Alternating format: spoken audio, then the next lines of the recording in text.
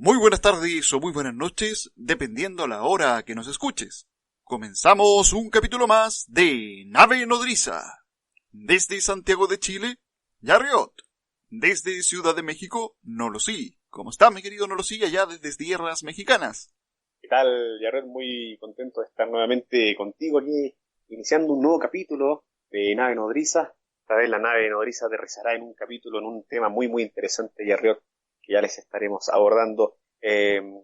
Hablar, Jared, de todo lo que ha sucedido en las últimas semanas para la nave nodriza en cuanto a a las entrevistas, a todo lo que hemos estado haciendo, a la interacción con nuevos seguidores que hemos tenido, también ahí en el Instagram, en las redes sociales, en las escuchas propiamente. Ha sido realmente muy interesante, Yarriot, la experiencia que tuvimos con la entrevista a Sixto Paz, Yarriot. Estuvimos subiendo hace algunos días ya, Exactamente. una entrevista que, al igual que la entrevista de José Antonio Caravaca, ustedes pueden encontrar ahí en nuestra plataforma de Evox.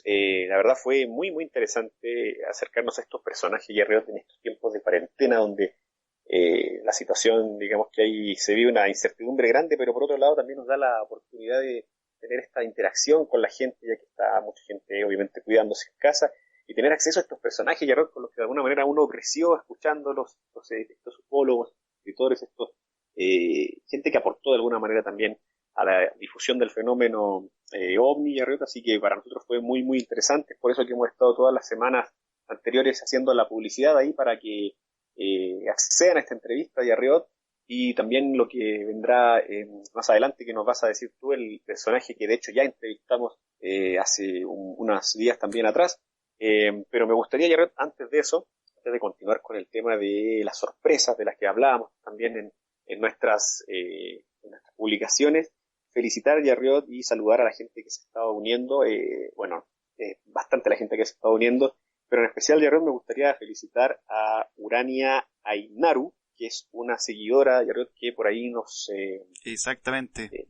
nos hizo el favor de poner ahí una publicación muy bonita, porque ella se dedica ahí al arte, entre otras cosas, pintora, hizo ahí una obra muy interesante, y bueno, nos daba ahí una referencia a nosotros, así que ella también ha estado haciendo hincapié también en posibilidades de algunos temas para que se traten acá en el programa, serán abordados próximamente, así que obviamente el saludo para ella y a Ruth, que ha estado, que tuvo, digamos, ese gran detalle con la nave, y bueno, con la gente también que ha estado ahí uniéndose a través de los mensajes propiamente, felicitar a todos ellos, y bueno, Raúl García, que siempre ahí está ayudándonos con la difusión, sobre todo, y gente nueva ya que se está uniendo, estamos muy contentos por eso, gente que nos ha estado preguntando también algunas situaciones que se viven en la zona donde viven ellos. Un usuario ahí, Tatán, también nos puso que ahí él vivía ahí en el Valle del Elqui, allá en Chile, una zona caliente por excelencia allá en Chile, y también nos preguntaba algunas situaciones. En fin, Yarriot, mucha gente que está uniéndose, y la idea es que la nave siga creciendo, Yarriot, para que no solo tengamos esta interacción que hemos tenido, sino que también nos sigan apoyando en el tema de las escuchas, y sobre todo con esta nueva función que estamos haciendo con las entrevistas, Yarriot. Exactamente, mi querido Nolosí. Más que nada, agradecer a todos los podcast escuchas que se han unido a nuestras redes a través de internet, tanto Instagram como Twitter, en donde a mí también me ha llamado mucho la atención cómo se ha generado este vínculo con ellos, en donde tanto en soporte, a través de mensajes, nos han ido guiando y haciendo consultas que son bastante interesantes, y también proponiéndonos casos nuevos que de alguna manera obviamente nosotros como persona no vamos a conocer el 100% de los casos que ocurren en el mundo, pero gracias a ustedes tenemos la posibilidad de poder tener ese contacto y poder investigar, porque recuerden que, como bien dice mi querido Nolosí, en Nave Nodriza no se afirma ni se niega, se investiga. Vamos a realizar las respectivas investigaciones para posteriormente ver la posibilidad de realizar próximos programas. Y bueno, en cuanto a las sorpresas, mi querido Nolosí, de las que me habías comentado, o que mejor dicho que habías promocionado, está la entrevista que le hicimos a el psiquiatra, este psiquiatra argentino, don Néstor Berlanda, este personaje que aparece y es muy popular en lo que tiene que ver con la historia que tratamos en el capítulo anterior, y que tiene que ver con este documental Encuentro con otro mundo. Este documental realizado por este director argentino que de alguna manera nos informa acerca del caso, de este caso de Juan Pérez. Pronto, de hecho, vamos a subir ese podcast lo vamos a subir dentro de la próxima semana, estaría ya arriba y es parte de los materiales exclusivos que estamos ofreciendo para todas aquellas personas que se inscriban a través de la plataforma de iVoox. Recuerden, podcast de escucha, búsquenos en iVoox, a través de nave-nodriza, para todos aquellos que quieran colaborar con nuestro proyecto que es Nave Nodriza. Exactamente, y entonces es la invitación para toda la gente. Ya les anticipamos de una vez que la entrevista que le realizamos al doctor Berlanda tiene detalles nuevos, detalles que no se contaron ni en la película, ni por ende tampoco en nuestros programas referentes al caso de Juan Pérez. La verdad que es una mirada muy, muy interesante, una mirada distinta, una mirada analítica, obviamente desde su perspectiva profesional como psiquiatra, pero también como investigador, recordando que el doctor Berlanda se ha dedicado a la investigación de temas ufológicos y temas de abducciones, sobre todo desde hace décadas. Entonces, esta semana, como bien dice Yarriot, se va a estar subiendo, esta próxima semana más bien se va a estar subiendo el capítulo con esta entrevista que realmente para nosotros fue un agrado tenerla, y bueno, obviamente la idea de nosotros con Yarriot aquí en la nave va a ser continuar con nuevas entrevistas a personajes. Estamos haciendo las tratativas para conseguir nuevas personalidades vinculadas al tema ufológico, Yarriot, así que esperen nuevas sorpresas pronto, y bueno, la invitación está ahí para que nos sigan apoyando, sigan haciendo que el proyecto crezca y que pueda permanecer en el tiempo y se pueda ir desarrollando de una manera todavía mucho más grande, Yarriot. Exactamente, no lo sé. Bueno, el capítulo de hoy nos lleva al concepto de la paraufología.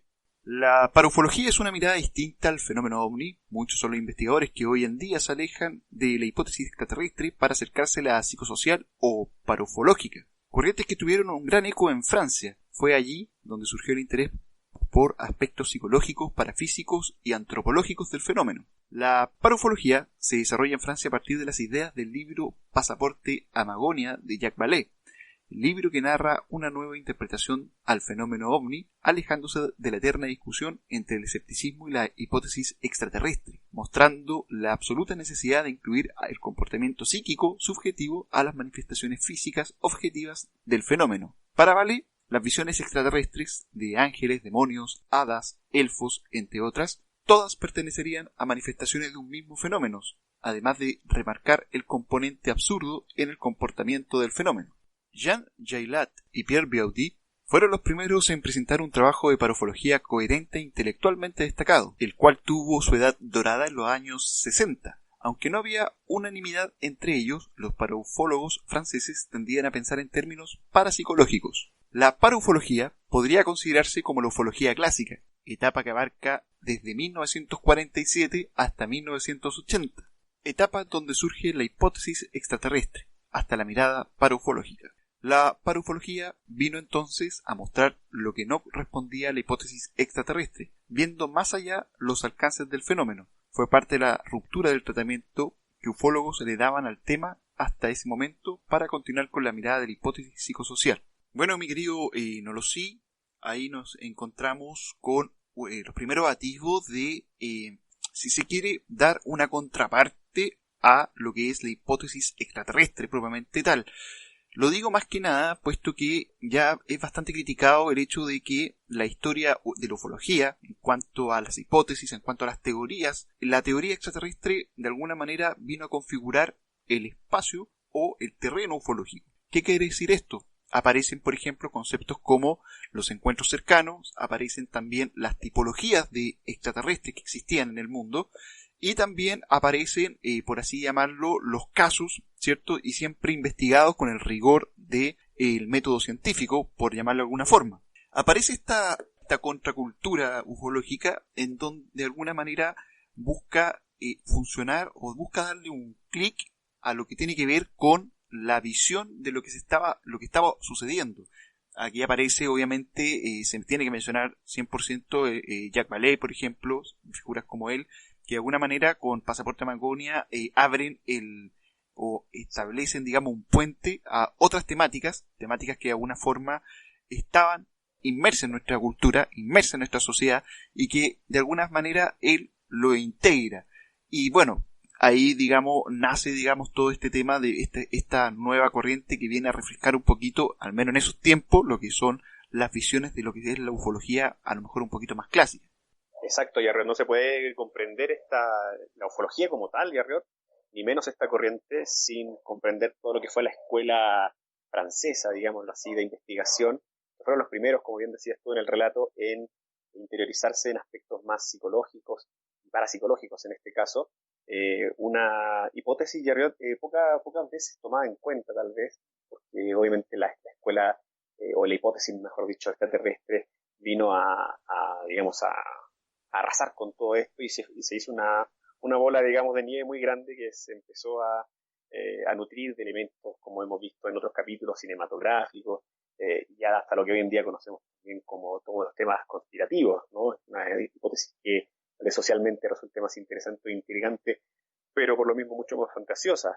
Un poco también lo que pudimos abordar también cuando entrevistamos al doctor Berlander y lo que ustedes también podrán escuchar próximamente, ahondar en estos fenómenos que tienen que ver con lo psicológico para comprender el tema y salirnos del objeto, ¿no? También un poco lo que hablaba José Antonio Caravaca, ya que es bastante interesante darnos una vuelta en este tema, encontrar las diferencias que surgían en esta escuela con lo que vino después, con lo que fue su sucesor y con lo que encontramos hoy en día, con este tipo de hipótesis que son bastante poco nombradas a veces, pero que nos ayudan a comprender muy bien el tema, porque como bien decía Jacques Vallée, no podíamos estar hablando de un fenómeno que solo se redujera a un objeto de chapas y tornillos, ya tenía que haber algún componente mucho más amplio, y este componente, gracias a esta mirada de los franceses, se empezó a buscar la psicología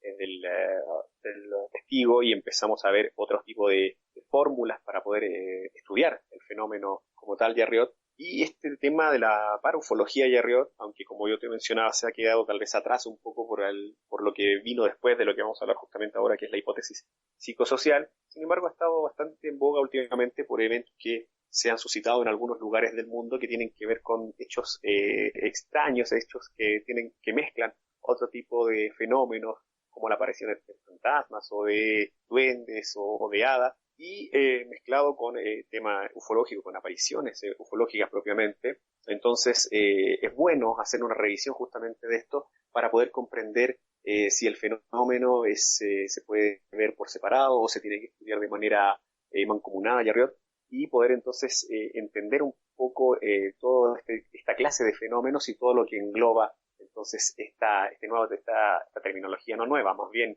antigua, que quedó ahí un poco rezagada, como es la paraufología, Yarriot. Para continuar justamente con el relato, Yarriot, desde el punto de vista de lo escéptico, la hipótesis psicosocial habría dado muchas respuestas a la paraufología, hablando justamente de esta hipótesis que vino a reemplazar, digamos, lo que hablaba la paraufología, de lo que mencionabas tú en esta primera parte del relato, Yarriot.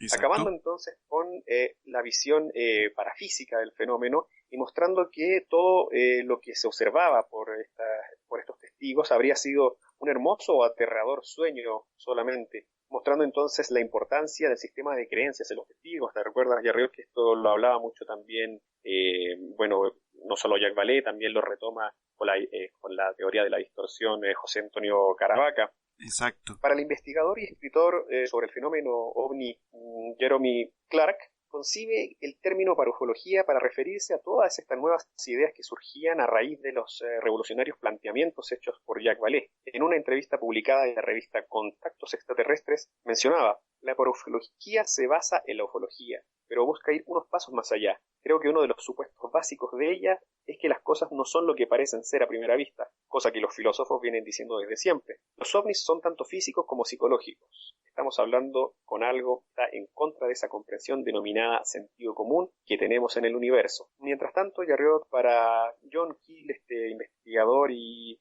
escritor ufológico, y del cual también hemos hablado en otras ocasiones en el programa, este también argumenta que la estrecha relación entre el fenómeno ovni y los fenómenos psíquicos es bastante estrecha. Keel determinó que el fenómeno ovni no se trata de algo aislado, sino que guarda relación con otros fenómenos que implican mensajes imposibles, apariciones de criaturas, etc. De hecho, pensaba que todas las anomalías, como las criaturas criptozoológicas, ovnis, fantasmas, demonios, ángeles o cualquier entidad mística o religiosa están interconectadas entre sí, siendo manifestaciones de una misma fuerza mayor, cósmica, más allá de nuestro control. John Keel incluso iba más allá con sus planteamientos y se atrevía a sustituir el término extraterrestres por ultraterrestres, unas entidades no humanas pertenecientes a otro orden de existencia y por lo tanto incomprensible para nosotros. Aquí Yarriot, en todo este relato y en toda esta búsqueda de comprender lo que abarca la parafología y de lo que está compuesta sobre todo, creo que una de las frases más importantes, que de hecho la estuvimos subiendo ahí en nuestras redes sociales, la engloba el doctor Joseph Allen Hynek con esta definición de que estamos conviviendo con un fenómeno que está dentro del reino de lo psíquico y de lo físico, y del cual no tenemos una comprensión absoluta, porque mezcla justamente estas dos vertientes, como volvemos un poco a lo que hablábamos con el caso de Juan Pérez y Arreola, fenómenos que son tan distantes unos de otros, tal vez, ¿no? Lo físico y lo psíquico estamos acostumbrados, bueno, no más que acostumbrados, hechos para creer, pero sabiendo lo que hay directamente en nuestros ojos. Es decir, el reino de lo material para nosotros es una verdad absoluta. Sin embargo, todos estos fenómenos de los que narra Keel en estos últimos relatos, o lo que hablaba incluso también en otras ocasiones el mismo José Antonio Caravaca, toda esta escuela francesa, está narrando finalmente algo parecido o algo idéntico. El fenómeno está compuesto de diferentes áreas que abarcan desde apariciones hasta luces, hasta espectros, hasta cuestiones que tienen que ver con el cambio electromagnético en las mismas zonas donde se ven estos eventos. Y aquí lo que nos damos cuenta entonces, Yarriot, es que el fenómeno podríamos englobarlo en un solo gran misterio, un misterio que tal vez habita precisamente en los rincones de nuestra psiquis directamente, ¿no?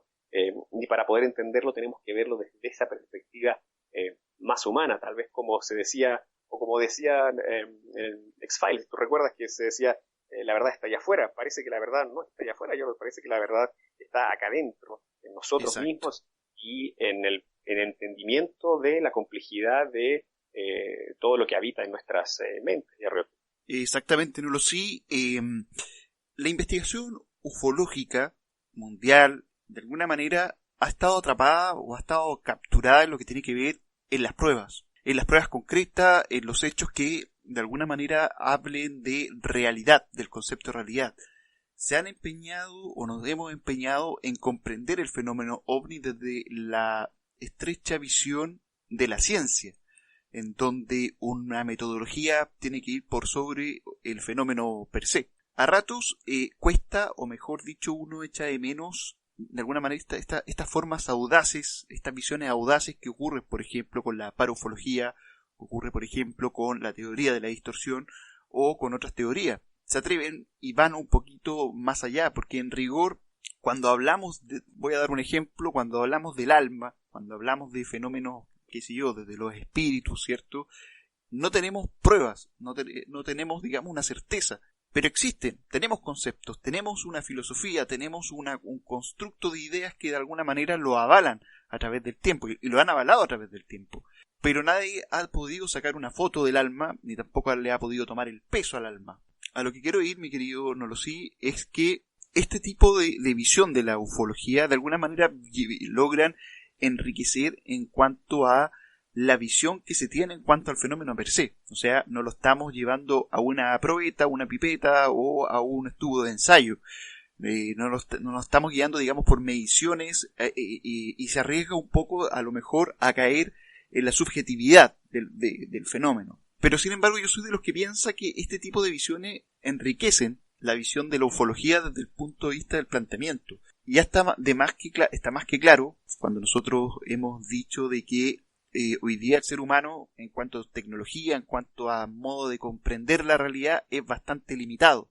Es bastante limitada, digamos, la capacidad que tiene el ser humano para poder comprender todos los fenómenos que existen, digamos, en la misma galaxia. De hecho, hoy día, por ejemplo, se está hablando de lo que es la materia oscura y se habla de que el universo está compuesto por un gran porcentaje con esta materia, pero sin embargo es una teoría.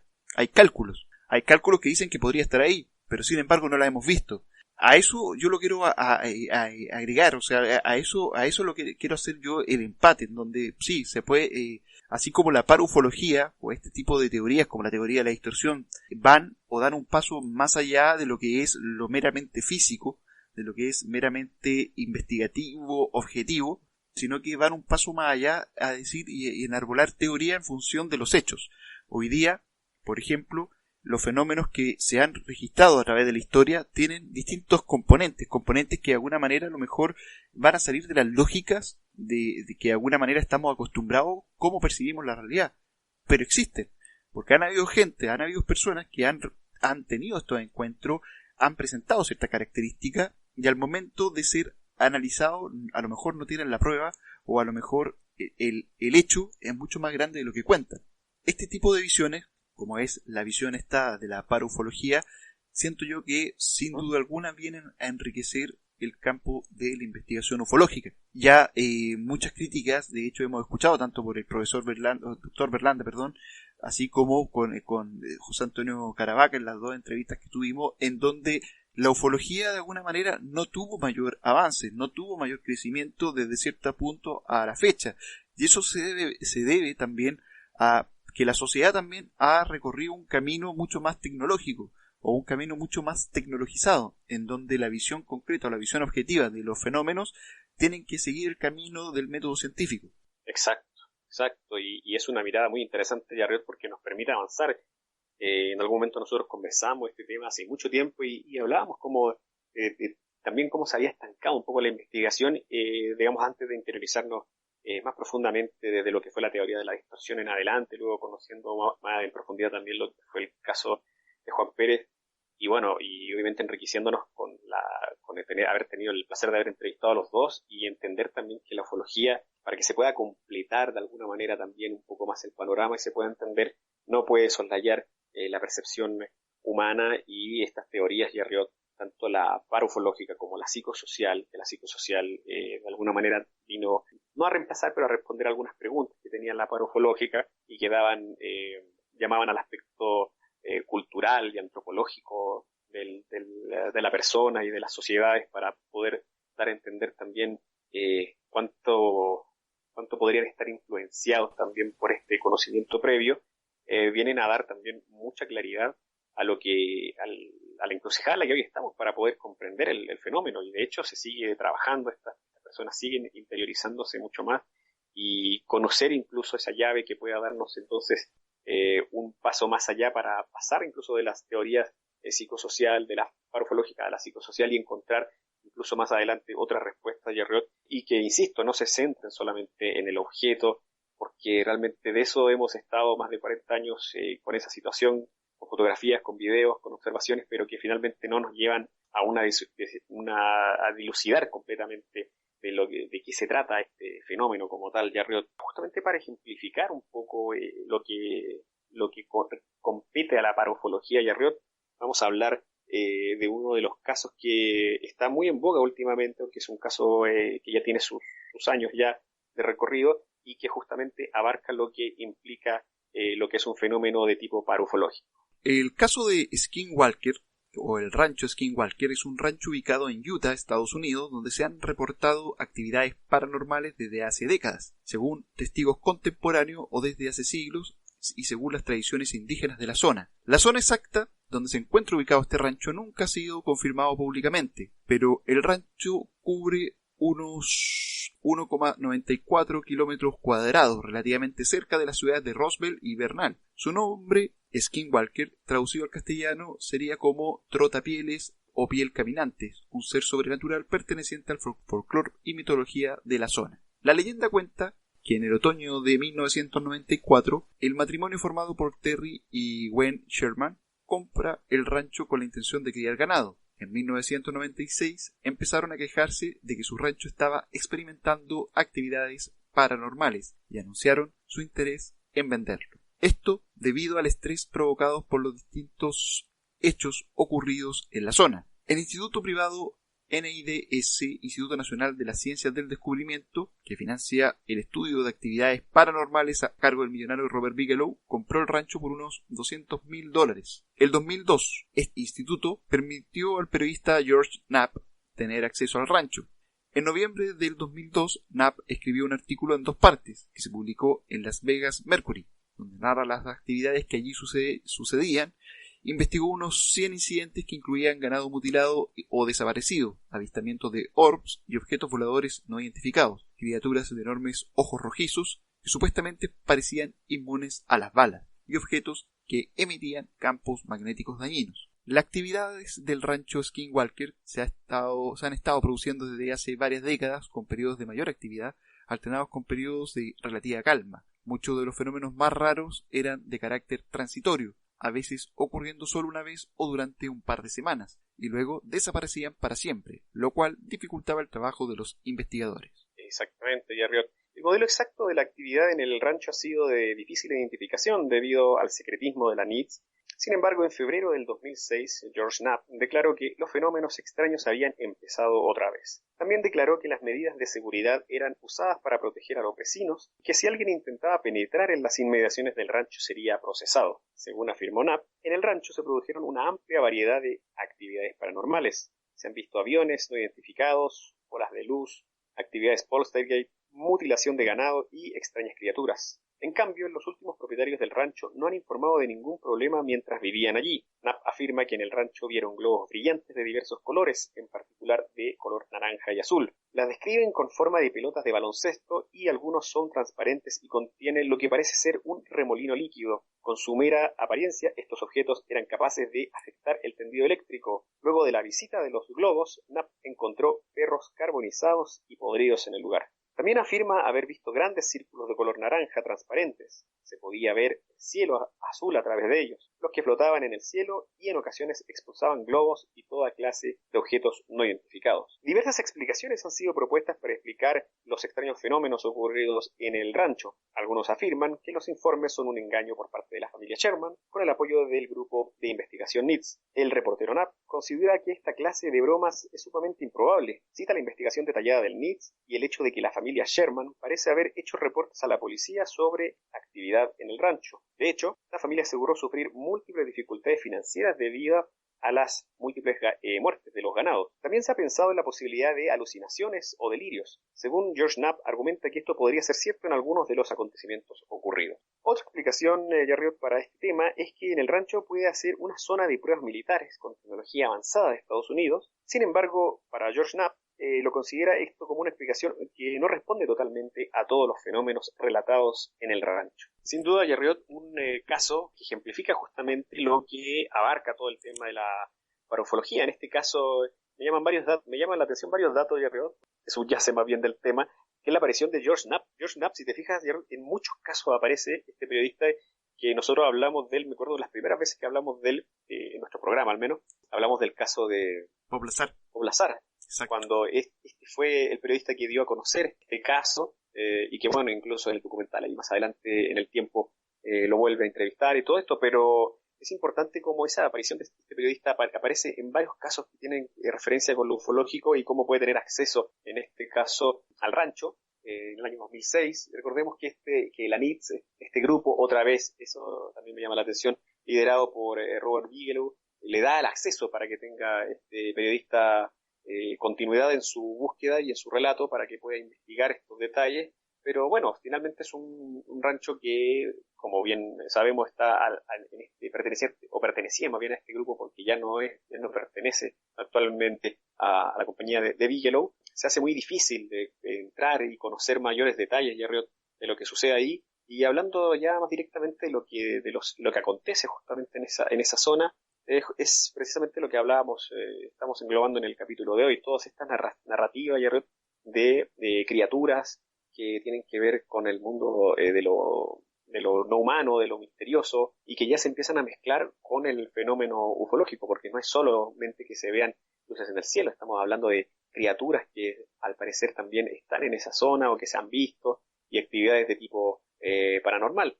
No se puede tampoco soslayar la situación que implica estos relatos de tipo mitológico, folclórico, como se decía directamente en el relato de Jerriot, con lo que es el skinwalker, ¿no? Que es esta situación, probablemente terrenos que pertenecían directamente a los pueblos originarios de Norteamérica, y que de alguna manera ahí hay toda una historia que hace como más grande el misterio. Eso me recuerda también mucho todo lo sucedido con Juan Pérez Jerriot, pero más que nada en el punto de lo que pasa con nuestros ancestros, toda la sabiduría que habita en estos pueblos y de alguna manera todo lo que puede habitar también directamente en esas tierras. Yo no descarto el fenómeno como tal, teniendo en cuenta sobre todo este último dato, porque finalmente hay energías y situaciones que, como mencionábamos, no están en el espectro de lo físico y que son difíciles de entender. Ahora, las mediciones y las pruebas o las cuestiones que podrían comprobar el hecho en sí,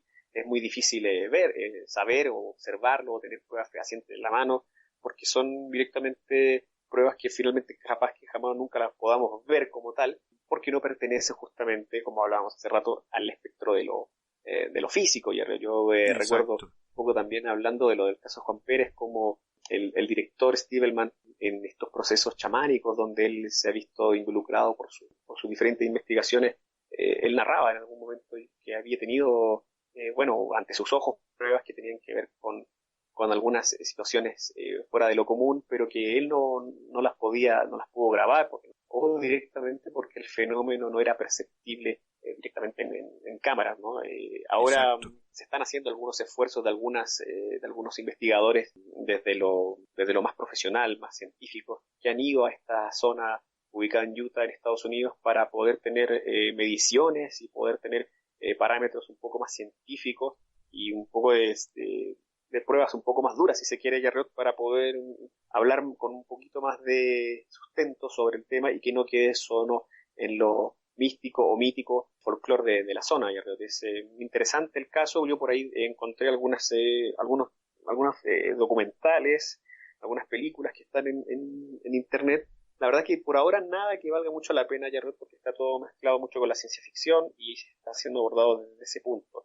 Me parece que pronto viene una investigación un poco más seria, con datos más duros, que nos puede dar un poco más de respuestas y de satisfacción en cuanto a saber exactamente qué es lo que ocurre el día de hoy en esa zona y realmente de qué se tratan estos fenómenos que son incluso más comunes de lo que uno pensaría. De alguna manera este caso se ha hecho un poco más bullado nuevamente porque tiene muchos aspectos, conjuga muchas de las áreas de lo misterioso en una sola, ¿no? Pero como bien estamos comprendiendo en el capítulo de Jerriot, es algo que va más allá del entendimiento humano, digamos, de la lógica humana que poseemos actualmente, Jerriot.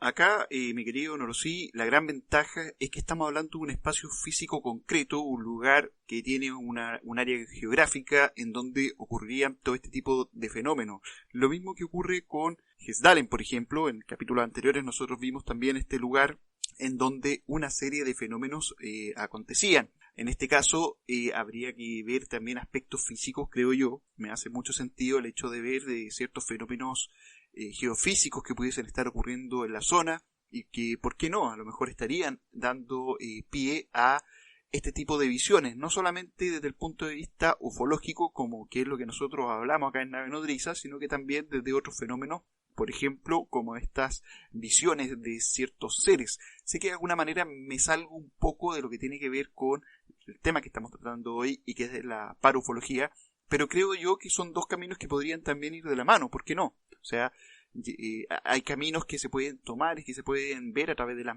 mediciones o a través de las maquinarias con mediciones, digamos, concretas, pero también hay un camino en donde este tipo de maquinarias no pueden llegar, ¿cierto? Y que tiene que ver cuando el centro se encuentra en el ser, ¿cierto? O en el sujeto observador, que es lo que de alguna manera se hablan, digamos, en todas estas teorías parapsicológicas, parufológicas, o como la teoría de la distorsión, en donde nos fijamos 100% en el sujeto. Ahí ya tendríamos que examinar funcionalmente qué es lo que ocurre o qué tipo de grado de influencia tiene el entorno con el sujeto para poder tener estas visiones. Y si estas visiones son hechas por el sujeto y son captadas a través de cámara, bienvenido sea, puesto que sería un caso muy parecido a lo que ocurre en Noruega con Hesdalen, en donde tenemos una universidad que a través de estudios concretos están llevando investigaciones, puesto que más allá del fenómeno lumínico, más allá del fenómeno de ovni que se pudiese estar presentando, hay un fenómeno geofísico que a lo mejor puede dar pistas o señales de otro tipo de manifestaciones que pudiesen ocurrir también en otras partes del mundo, o por qué no, también la posibilidad de puertas interdimensionales que pudiesen estar hoy día de alguna manera abriéndose en esos sitios, en esos lugares. Pero bueno, sin duda alguna es un tema que alimenta mucho la imaginación y alimenta mucho a lo que tiene que ver con el mundo de la ufología. Y por esto hoy día lo quisimos comentar en este caso también en cuanto a la paraufología. Mi querido Nolosí, vamos a cerrar por hoy día este tema. Exacto, Yarriot, ha sido un tema interesante. Bueno, como les comentábamos al principio, es importante que estén muy atentos para que puedan estar escuchando y estar atentos más bien a lo que van a ser nuestros capítulos de entrevista, la entrevista con el doctor Berlanda, que pronto estaremos anunciando para todos ustedes. Muy importante para nosotros con Yarriot, para el proyecto de Nave Nodriza, el apoyo en cuanto al tema económico. Recordemos que le recordamos que no tiene que ver con un tema de colocar una cantidad exagerada o alta de dinero. Sabemos las circunstancias en las que está viviendo el mundo hoy por hoy. Digamos que mostrar ese apoyo para que nosotros podamos también permanecer en el tiempo y buscar darles más información y sobre todo continuar con la entrevista de personajes de Yarriot que estamos. Ojalá puedan entrar a la página para encontrar estas entrevistas, que la verdad son muy muy buenas en cuanto a la información que se nos ha estado entregando por estos personajes que hemos estado viendo, estas ya 3 entrevistas que llevamos hasta el momento. La tercera ya la tendrán pronto a su disposición. Y bueno, para que también podamos seguir entrevistando a personajes que tenemos ahí en carpeta con Yarriot, que sin duda nos darán una óptica muy amplia y muy enriquecedora sobre el fenómeno que tanto nos apasiona, que es el fenómeno OVNI. Importante entonces, Yarriot, que nos sigan ahí en las redes sociales. Vamos a estar ahí, como siempre, atendiendo ahí sus mensajes, subiendo información como lo hacemos semana a semana, en Instagram en nave-nodriza1, en Twitter en @nave-nodriza1. Cualquier duda, cualquier sugerencia, estamos abiertos para recibirla. Y bueno, el programa está llegando a su final en este momento, Yarriot. Exactamente, mi querido Nolosí. Bueno, en ese sentido, sí, efectivamente, recuerden que las donaciones son a través de iVoox y comenzamos a partir de un euro, bien digo. Como bien les dijo Nolosí, la idea es que no pongan, digamos, el máximo, obviamente nadie espera eso, pero sí que apoyen este proyecto. Es una manera de apoyar y mantenernos y lograr, digamos, colaborar, digamos, con este proyecto de Nave Nodriza. Por mi parte, yo me despido, les doy las gracias por haber participado en este nuevo programa, por haberlo escuchado y nos vemos en una próxima vez. Exactamente, Yarriot. Así que estén atentos a nuestras novedades, los esperando siempre. Hay lugar para ustedes en la Nave Nodriza, que emprende un nuevo viaje hasta el siguiente capítulo. Y como siempre les decimos, en Nave Nodriza no se afirma ni se niega, se investiga. Hasta la próxima.